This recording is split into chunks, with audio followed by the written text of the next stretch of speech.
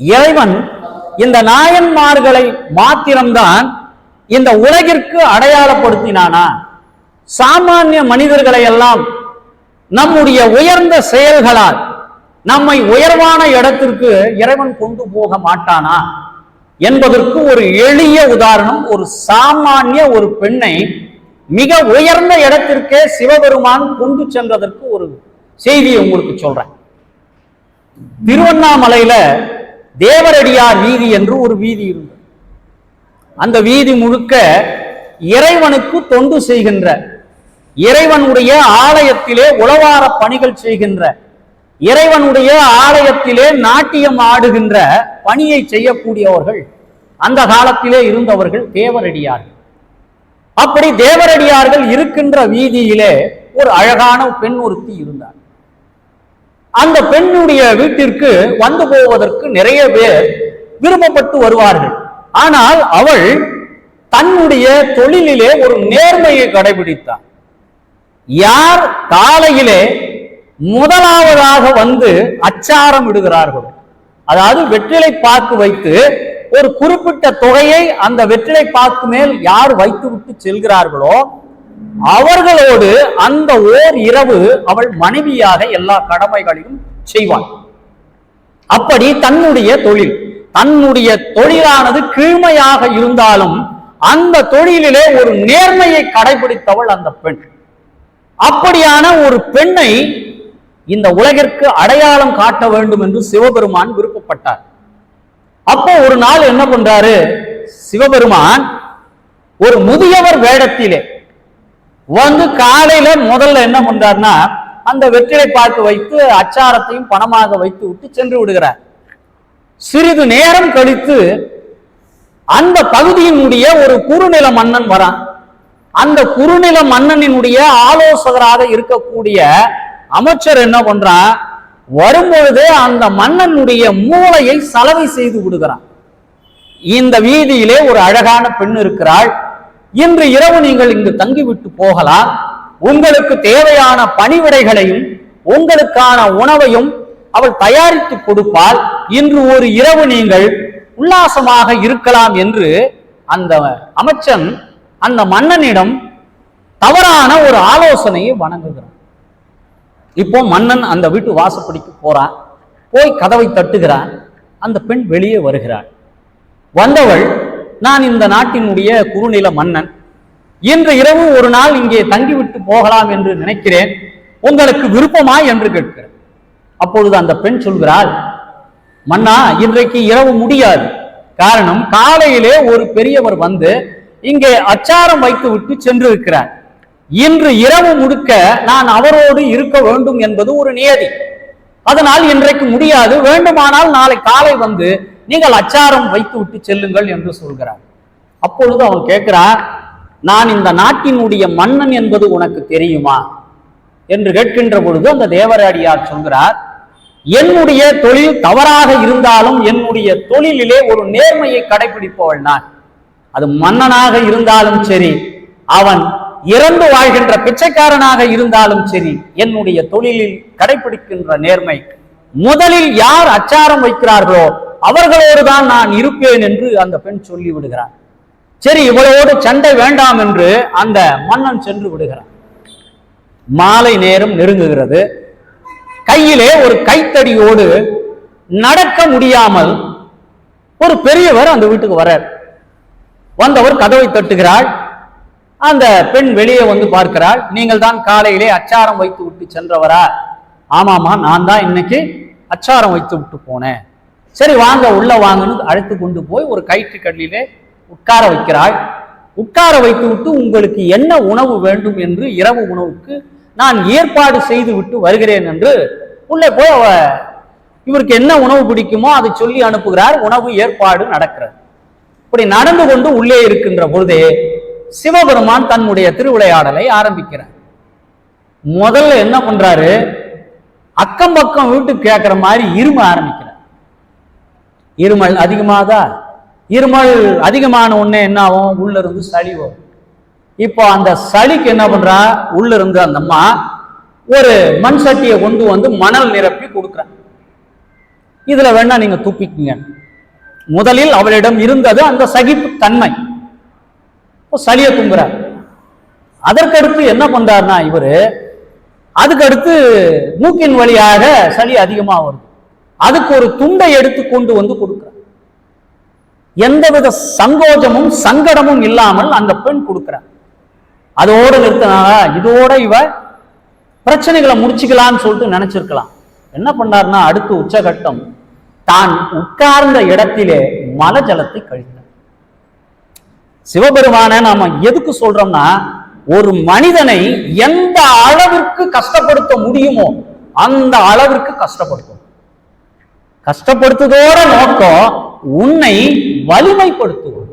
நாளைக்கு உலகத்திலே உனக்கு என்ன பிரச்சனை வந்தாலும் அதை தாங்கக்கூடிய அளவிற்கு உன்னுடைய மன வலிமை வரணுன்றதுக்கு தான் சிவபெருமான் நமக்கு சோதனைகள் கொடுப்பதற்கே அதுதான் உண்மையான காரணம்.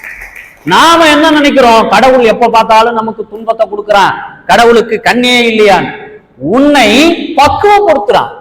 இன்னும் நீ பல பிறவிகள் எடுத்து இந்த மண் உலகிலே துன்பப்பட வேண்டாம் என்பதற்காகத்தான் உனக்கு துன்பங்களை கொடுத்து அவன் உங்களை ஆட்படுத்திக் கொள்கிறான். உங்களை திருவடி பேற்றை கொடுக்க வேண்டும் என்பதற்குத்தான் துன்பங்களையே கொடுக்கிறான். அந்த துன்பங்களை எல்லாம் நாம் மனமு வந்து ஏற்றுக்கொண்டு அதன்படி வாழ பழகிவிட்டோமானால் எந்த துன்பமும் வருகின்ற பொழுது இடது பக்கம் விலகி நம்மை விட்டு சென்று, இவனுக்கு என்ன துன்பம் கொடுத்தாலும் அவன் தாங்கிக்கிறான்றதுனால துன்பத்திற்கே நீங்கள் துன்பத்தை தர வேண்டும். அப்பொழுது துன்பம் உங்களை விட்டு நீங்கி. இப்ப என்ன பண்ணாரு, கைத்துக்கட்டுல உட்கார்ந்துட்டு அங்கேயே மல ஜலத்தை கழிச்சிட்டார். இப்ப அந்த பெண் உள்ளிருந்து வந்தான். எந்தவித முக சுணக்கமும் இல்லாமல் அதை முற்றிலுமாக அவள் சுத்தம் செய்தார்.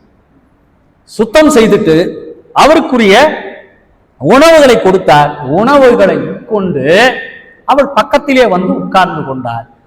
இரவு முழுக்க இருவி கொண்டே இருக்கிறார். எந்த ஒரு பெண்ணாவது ஒரு கணவன் மனைவியாக இருந்தா கூட ஒரு இரவு முழுக்க ஒருத்தன் இருமிட்டு இருந்தான்னா என்ன வாதம், நாமளே கழுத்து பிடிச்சிட்டு இருப்போம். ஆனா அந்த பெண் பொறுமையாக அன்று இரவு முழுக்க விழித்திருந்தார். காலையிலே நீங்கள் போய் குளித்து விட்டு வாருங்கள் என்று சொல்கிறார். குளித்து விட்டு வந்து அந்த கட்டிலே உட்காருகிறார். அப்பொழுது சிவபெருமான் கேட்கிறார், நான் யார் என்று உனக்கு தெரிகிறதா?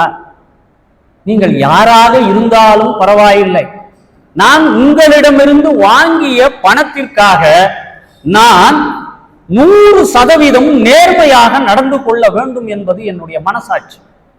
நீங்கள் இதைவிட அதிக துன்பத்தை எனக்கு கொடுத்திருந்தால் கூட அதை தாங்கக்கூடிய மன வலிமை எனக்கு இருக்கிறது. அதனால் எனக்கு எந்தவித மன கஷ்டமும் கிடையாது. நீங்க இன்னும் கூட எனக்கு நிறைய துன்பத்தை கொடுங்க, நான் அதை தாங்கிறேன். குளிச்சுட்டு வராரு. வந்த உடனே கேட்கிறார், நான் யார் என்பது உனக்கு புரிகிறதா? நீங்கள் யாராக இருந்தால் என்ன என்றவுடன் சிவபெருமான் தன்னுடைய முழுமையான தோற்றத்தை அந்த பெண்ணுக்கு கொடுக்கிறார். கொடுத்த உடனே, உனக்கு ஏதாவது வரம் வேணும்னா கேளுமா, இவ்வளவு நிதானம், நீ பிறந்த குலம் தாழ்வானதாக இருந்தாலும் உன்னுடைய எண்ணங்கள் என்பது உயர்வானதாக இருக்கிறது. உன்னை நான் இந்த உலகத்திற்கு அறிமுகப்படுத்தணும், அதுக்காக உனக்கு ஏதாவது வரம் வேணும்னா கேளுமா அப்படின்னு சொன்ன உடனே அந்த பெண் சிவபெருமானுடைய முழு உருவத்தை கண்டவுடன் கொஞ்சம் அவளுக்கு கலக்கம் ஏற்பட்டது. கலக்கம் ஏற்பட்டு ஒரு வரத்தை கேட்டார். என்ன வரம்னா, என்னுடைய திருவடியானது உங்கள் திருமுடி மேல் இருக்கணும். கேட்ட பதட்டத்துல சிவபெருமான் உனக்கு என்ன வரம் வேணும்னு கேட்ட உடனே இந்த பெண் என்ன பண்ணிட்டா, என்னுடைய திருவடியானது உங்களுடைய திருமுடி மேல் இருக்கணும். அப்படின்னா என்னன்னா, அவளுடைய காலானது சிவபெருமான் தலைமையில இருக்கணும் அப்படின்னு பதட்டத்துல கேட்டு கொஞ்ச நேரத்திலே அவ சுதாரிச்சுட்டா. தப்பா கேட்டுட்டுமே, பெருமானே நான் தவறாக கேட்டு விட்டேன், உங்களுடைய திருவடியானது என்னுடைய திருமுடி மேல் இருக்கணும்னு கேட்கறதுக்கு பதிலு நான் தவறா கேட்டுட்டேன், மன்னிச்சுக்குங்க, வரத்தை மாத்தி கொடுங்கன்ட்ட. சிவபெருமான், நீ கேட்ட வரத்தில் எந்த தவறும் இல்லை, உன்னை விட இந்த உலகத்திலே யாரும் ஒரு பொறுமசாலியாக இருந்து விட முடியாது, அவ்வளவு ஒரு பொறுமசாலியாக நீ இருந்தாய், நீ கேட்டபடியே உனக்கு நான் வரத்தை தருகிறேன் என்று வரத்தை அந்த பெண்ணுக்கு கொடுத்தார். அவளுடைய திருவடியானது இறைவனுடைய திருமுடிக்கு சென்றது. எப்படி சென்றது என்றால், சிவபெருமான் அந்த பெண்ணிற்கு தும்பை மலராக அடுத்த பிறவியிலே பிறக்க வேண்டும் என்று வரத்தை கொடுத்தார். அந்த வரத்தை கொடுத்ததின் பலனாக இவளுடைய திருவடியானது தும்பை மலராக உருப்பெற்று சிவபெருமானுடைய திருமுடிக்கே சென்றது. இதுதான் இறைவனுடைய திருவருட் கருணை. சாதாரணமான ஒரு தேவரடியார் பெண்ணிற்கே இறைவனுடைய கருணை இவ்வளவு இருக்கிறது என்றால், நாள்தோறும் சிவபெருமானை வணங்குபவர்களுக்கும் சிவபெருமானுடைய திருமந்திரத்தை சொல்பவர்களுக்கும் எவ்வளவு உயர்வான இடத்திலே நம்மை வைத்திருப்பான் என்பதை நாம் புரிந்து கொள்ள வேண்டும். திருமந்திரத்தில் இன்னொரு பாடல், உடம்பார் அழியின் உயிரார் அழிவர், திடம்பட மெய்ஞானம் சேரவும் மாட்டார். உடம்பை வளர்க்கும் உபாயம் அறிந்தேன், உடம்பை வளர்த்தேன் உயிர் வளர்த்தேனே. உடம்பார் அழியின் உயிரார் அழிவர். இந்த உடம்பானது அழிந்து போய்விட்டால் இந்த உயிரும் சேர்ந்து அழிந்து போய்விடும். எப்படி என்றால், நம் சைவம் என்ன சொல்கிறது? உடலானது மண்ணுக்குள் சென்று விடுகிறது. உயிரானது இரண்டு விஷயம்தான். ஒண்ணு, இறைவனுடைய திருவடி பேத்துக்கு போனோம், இல்லைனா பஞ்சபூதங்களோடு போய் சேரும். ஆனால் சித்தர்கள் அதை தாண்டிய ஒரு வலிமை பெற்றிருந்தார்கள். அட்டாங்க யோகத்தின் மூலமாக அட்டாங்க சித்திகளை பெற்றிருந்தார்கள். இந்த உடம்பு அழிஞ்சு போச்சுன்னா அவங்க என்ன பண்ணுவாங்கன்னா, இந்த உலகிலே சூக்குமமாக சித்தர்கள் திரிந்து கொண்டிருப்பார்கள். அவர்களுக்கு மரணம் என்பதே கிடையாது. இறைவன் கொடுத்த அந்த பேர் அருளினால் அவர்கள் என்ன பண்ணுவாங்கன்னா, உடம்பை நீப்பார்களே ஒழிய இந்த உயிரை காற்றோடு கலந்து வைத்திருப்பார்கள். உடம்பார் அழியின் உயிரார் அழிவர், திடம்பட மெய்ஞானம் சேரவும் மாட்டார். யார் திடம்பட மெய்ஞானம் சேரவும் மாட்டார்? அழுக்காறு, அவா, வெகுளி, இன்னாச்சு.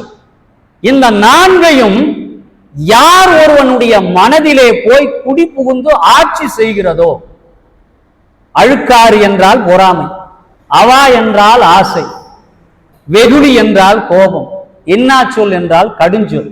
மற்றவர்களிடம் கடுஞ்சொல்லை சொல்கிறோமோ, இந்த நான்கும் நம் மனதிற்குள் இருக்கின்ற வரை இறை சிந்தனை என்பது நம் மனதிற்குள்ளே வராது. இறை சிந்தனை வரவில்லை என்றால் உனக்கு அறமே தெரியாது. அறமே தெரியவில்லை என்றால் தீய வழியிலே நீ பொருள் ஈட்டுகின்ற வழியை நாடுவாய். அப்படி நீ தீய வழியிலே பொருள் ஈட்டினால் உனக்கு கிடைக்கின்ற இன்பம் என்பது உனக்கு வீடு பேற்றினை அளிக்காது. திடம்பட மெய்ஞானம் சேரவும் மாட்டார். உடம்பார் அழியின் உயிரார் அழிவர், திடம்பட மெய்ஞானம் சேரவும் மாட்டார்.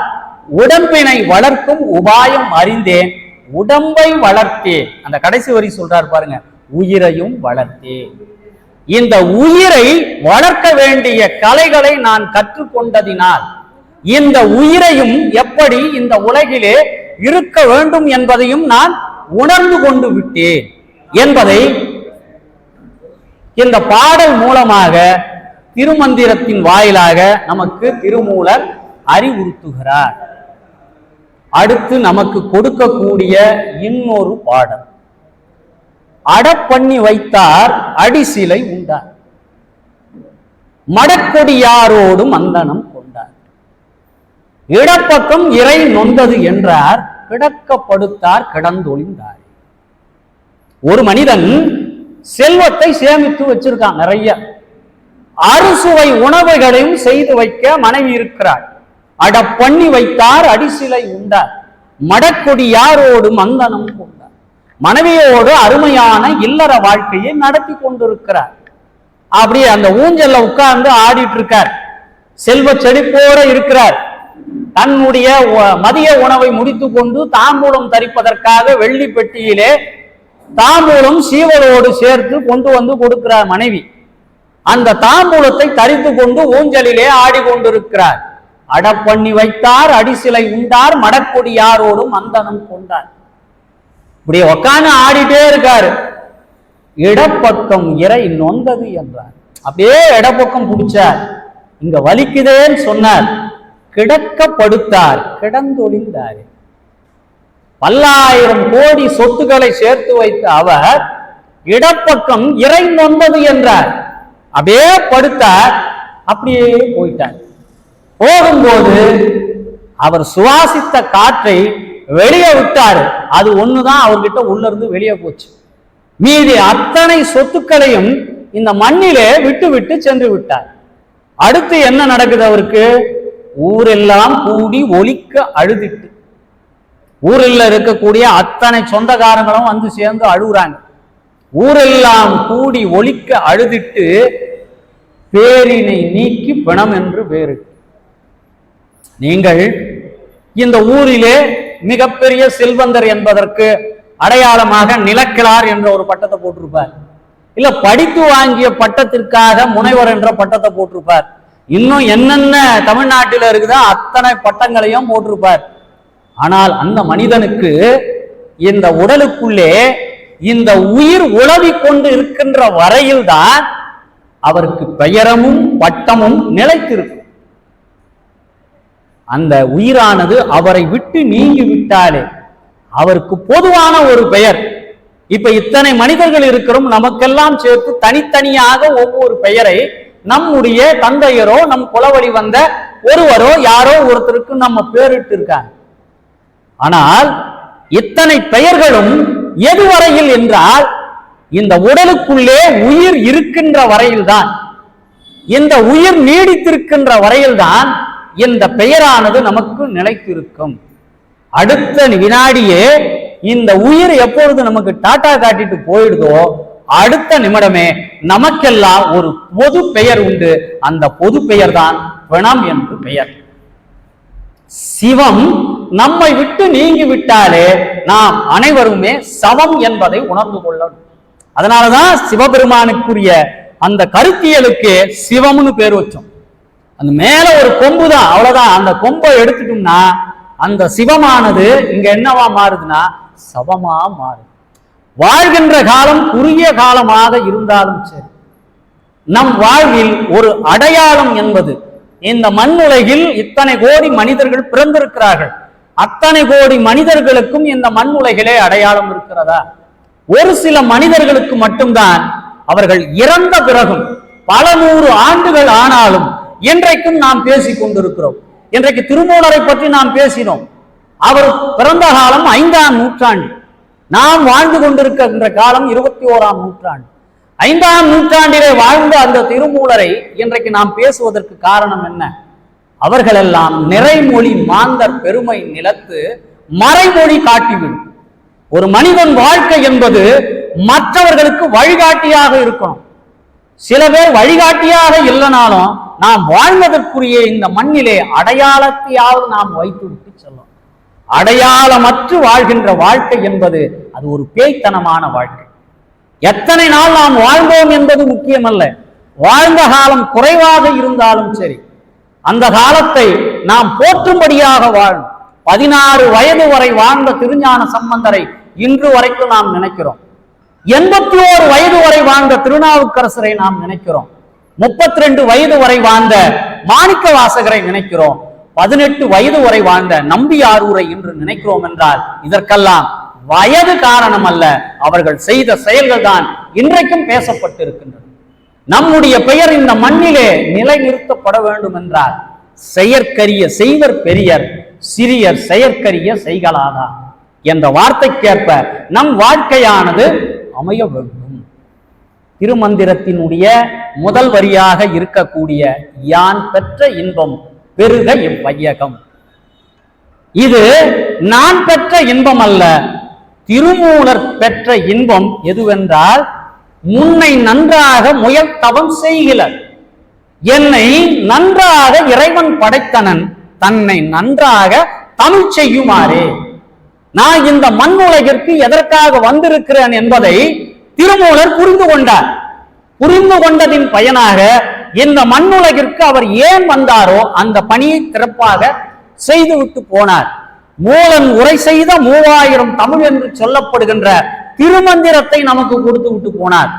அவர் தனக்கு தெரிந்த அந்த இறைவன் கொடுத்த வாழ்வியல் நெறிமுறைகளை எல்லாம் அடுத்து வருகின்ற இந்த சைவ பெருமக்களுக்கு பயன்பட வேண்டும் என்பதற்காகத்தான் 3000 பாடல் உடைய அந்த திருமந்திரத்தை நமக்கு அருளி செய்து விட்டார். அதில் ஒவ்வொரு பாடலாக நாம் எடுத்து பார்க்கின்ற பொழுது வாழ்வில் எல்லாம் எங்கெங்கு நாம் இடர்படுகிறோமோ, வாழ்வில் எங்கெல்லாம் நமக்கு துன்பம் வருகின்றதோ அந்த துன்பங்களை நீக்குவதற்குரிய கருவியாக திருமூலனுடைய திருமந்திரம் நமக்கு பயன்படுகிறது. யான் பெற்ற இன்பம் பெருக இவ்வையகம். அவர் என்ன பெற்றார்? சிவ அனுபவத்தை பெற்றவர் திருமூலர். கைலையிலிருந்து புறப்பட்ட சுந்தரநாதர் என்று சொல்லப்பட்ட அந்த ஒரு முனிவர் கைலாயத்திலே இருந்து இங்கே மண்ணுலகிற்கு வருகிறார். மண்ணுலகிற்கு வந்தவர் மூலன் என்று சொல்லப்படுகின்ற ஒரு மாடு மேய்ப்பவன் இறந்து போன காரணத்தினால் அவன் உடலுக்குள்ளே புகுந்து அவர் இந்த திருவாவடுதுறையிலே ஒரு ஆலமரத்தின் கீழ் அமர்ந்து திருமந்திர பாடல்களை 3000 ஆண்டுகள் வாழ்ந்து நமக்கு அருளி சென்றுள்ளார். அதில் இருக்கக்கூடிய பாடலினுடைய ஒரு வரிதான் யான் பெற்ற இன்பம் பெருக இவ்வையகம். அவர் பெற்ற இன்பம் எதுவென்றால் சிவத்தை தன்னுள்ளே உணர்ந்தார். என்ன இன்பம்? மாணிக்க வாசகருக்குள்ளே எப்படி சிவபெருமான் உட்புகுந்தாரோ, எப்படி சிவமலத்தை கொண்டு போய் மாணிக்க வாசகருக்குள்ளே செலுத்தினாரோ, அப்படி இந்த திருமூலரினுடைய உடலுக்குள்ளே சிவபெருமான் ஒளியாக உள்ளே போய் சென்று விட்டார். அப்படி உள்ளே சென்றவர் அந்த சிவ அனுபவத்தை யாருக்கு கொடுக்கிறார் என்றால் திருமூலருக்கு கொடுக்கிறார். அதைத்தான் அவர் சொல்கிறார், யான் பெற்ற இன்பம், நான் பெற்ற சிவ அனுபவத்தை என்னோடு நான் கொண்டு செல்லாமல் உங்கள் அனைவருக்கும் சொல்லிவிட்டு செல்கிறேன். யான் பெற்ற இன்பம் பெருக இவ்வையகம். வான் பற்றி நின்ற மறைபொருள் சொல்லிடேன். வான் பற்றி நின்ற மறைபொருள், இந்த பிரபஞ்சத்தை இயக்கக்கூடிய மறைபொருளாக இருப்பவன் யார் என்றால் சிவபெருமான். வான் பற்றி நின்ற மறைபொருள் சொல்லிடேன். அவன்தான் என்னை இயக்கி கொண்டிருக்கிறான். ஊன் பற்றி நின்ற உணர்வுறு மந்திரம். இந்த ஊனை பற்றி இருக்கக்கூடிய உணர்வுறு மந்திரம் எதுவென்றால் 5 எழுத்து மந்திரம். அந்த 5 எழுத்து மந்திரம் கூட மனிதனுடைய பக்குவ நிலைக்கு ஏற்பட்டான் மந்திரத்தினுடைய உச்சாடனம் என்பது கூட மாறுபடும். முதல் நிலையில் நமச்சிவாய மந்திரம், 2ஆம் நிலையில் சிவாய நம என்று மந்திரம், 3ஆம் நிலையில் சிவய சிவ, அதற்கடுத்து சிவ சிவ, கடைசியில் வருகின்ற மந்திரம் தான் சி என்று சொல்லப்படுகின்ற நாயோட்டு மந்திரம். அந்த நாயோட்டு மந்திரத்தை பெற்றவர்கள் யார் என்றால் சித்தர்கள் எல்லாம் அந்த கடைசி நிலையிலே தாங்களே சிவமாக மாறுகின்ற உயர்ந்தபட்ச நிலையை பெற்றவர்கள் சித்தர்கள். அந்த நிலையை பெற்றவர் தான் நம்முடைய திருமூலர். சிவமும் அவரும் வேறு வேறு இல்லை என்ற நிலையிலே சிவபெருமான் தன்னுடைய ஆற்றலை எல்லாம், படைக்கின்ற ஆற்றலையாக இருந்தாலும் காத்தல் என்ற ஆற்றலையாக இருந்தாலும் 5 தொழில்களையும் தன்னுடைய அடியார்களுக்கு மனமோந்து கொடுத்தவன் யார் என்றால் சிவபெருமான் ஒருவன் தான். ஆனா நாம சம்பாதித்த சொத்தை கூட நாம் வாரிசுக்கு பங்கிட்டு கொடுப்பதிலே பல பேதங்களை வைத்திருக்கிறோம். ஆனால் நம்மை கட்டி ஆளுகின்ற, நமக்கெல்லாம் அருள் புரிகின்ற சிவபெருமான் எந்த ஆன்மா பக்குவ நிலையை அடைகிறதோ அந்த ஆன்மாவிற்கு தன்னுடைய தொழில், தனக்கே உரித்தான அந்த 5 தொழில்களையும் அவர்களுக்கு அளிக்கிறான் என்றால் சிவபெருமான் எவ்வளவு கருணை உள்ளவன் என்பதை நாம் புரிந்து கொள்ள வேண்டும். வான் பற்றி நின்ற மறைபொருள் சொல்லிடின் ஊன் பற்றி நின்ற உணர்வுறு மந்திரம் தான் பற்ற பற்ற தலைப்படும் தானே. அந்த மந்திரத்தின் வழியாக திருமூலர் சொல்லக்கூடிய அட்டாங்க யோகங்களை நாம் கற்று உணர்ந்து கொண்டால் நீங்கள் ஒவ்வொருவருமே திருமூலராகவும் மாறலாம். அந்த திருமூலராக மாறுகின்ற பொழுது சிவமாக நம்மை உணர்ந்து கொள்ளலாம். சிவத்தை அடைவதற்கு எளிதான வழி, சிவத்தை நாம் அடைய வேண்டும் என்றால் நமக்கெல்லாம் அடைய வேண்டும் என்றால் நமக்கு படிப்பறிவெல்லாம் இருக்கணும், ஒன்றும் அவசியம் இல்லை. கற்றறிந்தோருக்கு மாத்திரம்தான் இறைவனுடைய கருணை கிடைக்குமா என்று கேட்டால் மாணிக்க வாசகர் சொல்றார், கற்றாரை யான் வேண்டேன். கற்றவனோடு தொடர்பு வச்சா என்னன்னா ஒரு அறிவு அவனுக்கு கிடைக்கும். அந்த அறிவின் மூலமாக அடுத்து என்ன பண்ணணும்னா ஒரு அறியாமை கிடைக்கும். இப்ப அந்த அறியாமையை தேடி அவன் போவான். அதற்கு பின்னால் அதை உணர்ந்து கொண்டு அதற்கு பொறுத்து அறியாமை ஒன்று கிடைக்கும். ஆனால் பாமரனுக்கு எந்த அறிவும் தேவையில்லை. அந்த அறியாமையே அவனை இறைவனை கொண்டு போய் சேர்க்கின்ற பாதையை காட்டும். அப்படித்தான் கண்ணப்பனும் இறைவனுடைய திருவடி பேற்றை 6 நாட்களில் அடைந்தான் என்றால் அவன் எந்த பல்கலைக்கழகத்திலும் பயின்றவன் கிடையாது. அவனிடம் இருந்தது உண்மையான பக்தி. எவரிடத்தில் உண்மையான பக்தியும் அன்பும் இருக்கிறதோ அவர்கள் இறைவனை நாடி செல்ல வேண்டியதில்லை. அவர்கள் இருக்கின்ற இடத்திலே, எப்படி காரைக்கால் அம்மையாரை தேடி இறைவனே உணவு வேண்டும் என்று வந்தானோ, எப்படி 63 நாயன்மார்களுக்கும் அவர்கள் இருக்கின்ற இடத்திலே இறைவன் சென்று உமையவளோடு காட்சி தந்தானோ, அப்படி ஒவ்வொரு ஆன்மாவும் சிவத்தை நோக்கி பயணப்பட்டார். தான் பற்ற பற்ற தலைப்படும் தானே. நீங்கள் இறைநிலை நோக்கி நகர நகர நீங்கள் ஓரடி எடுத்து வைத்தார், இறைவன் உங்களை நோக்கி 10 அடி எடுத்து வை. நாம நினைச்சிட்டு இருக்கோம் கண்ணுக்கு தெரியாத அந்த கடவுள் என்ன செய்து விட போகிறார். சில நேரங்கள்ல நினைப்பீங்க நமக்கு இந்த உதவியை யாராவது செய்வார்களா என்று நினைத்து கொண்டிருக்கின்ற பொழுதே உங்களுக்கு ஒரு அலைபேசியிலே வரும் அந்த உதவி தானாகும். நாம் நினைத்து கொண்டிருக்கிறோம், நாம் யாருக்குமே சொல்லலையே இந்த செய்தியை, எப்படி நமக்கு உதவி செய்ய வந்தார்கள் என்றால் நம்மை இந்த பிரபஞ்சம் கண்காணித்துக் கொண்டிருக்கிறது. அதான் முதல்ல சொன்ன கண்காணி இல்லாத இடமில்லை காணுங்கார். உங்களை வெறும் மனிதர்கள் மாத்திரம் கண்காணிக்கவில்லை, நீர் நிலம் நெருப்பு காற்று ஆகாயம் என்று சொல்லப்படுகின்ற 50 பூதங்களும் உங்களை கண்காணித்துக் கொண்டிருக்கிறது. உங்களுக்கு எப்பொழுதெல்லாம் துன்பம் வருகிறதோ, எப்பொழுதெல்லாம் உங்களுக்கு இடர்பாடு வருகிறதோ, இந்த பிரபஞ்சம் தக்க சமயத்திலே இறைவனுடைய திருவருட்கருணையினால் உங்களுக்கு வந்து உதவி செய்யும் என்பதை எப்பொழுதும், தோல்வி வந்தாலும் துவண்டு விடாதீர்கள். சிவநாமத்தை உச்சரியுங்கள். தான் பற்ற பற்ற அவனை நீங்கள் எப்பொழுது பற்றி கொண்டீர்களோ, எப்பொழுது அவன் தூக்கிய திருவடியை நீங்கள் பற்றி கொண்டீர்களோ, அப்பொழுதே உங்களுக்கு இறைவன் எப்பொழுதும் துணையாக இருப்பான்.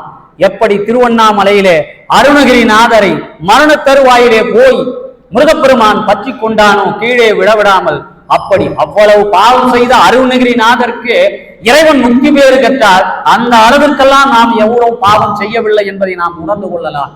நிச்சயமாக நமக்கெல்லாம் இறைவனுடைய திருவடி பேறு கிடைக்கும் என்பதை உறுதி செய்து கொண்டு கிடைக்கின்ற நேரங்களிலெல்லாம் சிவபெருமானுடைய மந்திரங்களை உச்சரித்தாலே நாம் உயர்வான நிலையை அடையலாம்.